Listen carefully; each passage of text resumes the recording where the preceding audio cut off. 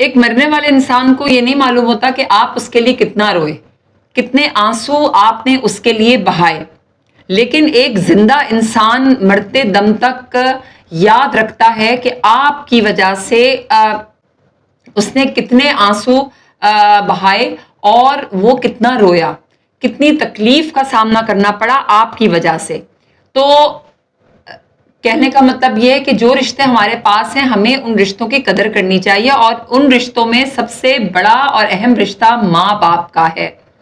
اگر ہمارے ماں باپ زندہ ہیں تو ہمیں ان کی قدر کرنی چاہیے ان کی زندگی میں۔ یہ بات میں ہمیشہ ہی بولتی ہوں کہ ماں باپ کے ساتھ ہم جتنا بھی کر لیں وہ کم ہی ہے۔ ہم یہ نہ سمجھیں کہ ہم نے ماں باپ کے ساتھ بہت کچھ کر لیا، ان کو سیلری دے رہے ہیں، ان کو پیسہ دے رہے ہیں، یا ان کے لیے ہم یہ چیزیں لا رہے ہیں تو ہم نے حق ادا کر دیا۔ ہم حق ادا کر ہی نہیں سکتے، لیکن ہمیں ان کے ساتھ اچھا کرتے چلے جانا ہے، کیونکہ ماں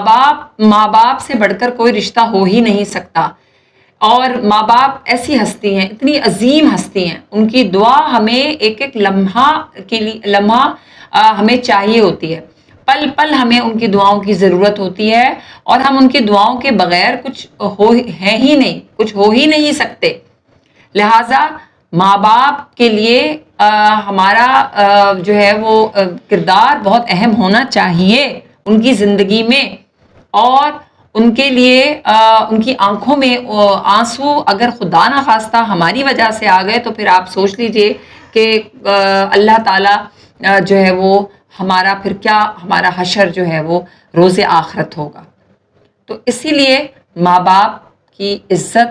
ان کا احترام، ان کی قدر جو ہے وہ لازمی کرنی ہے۔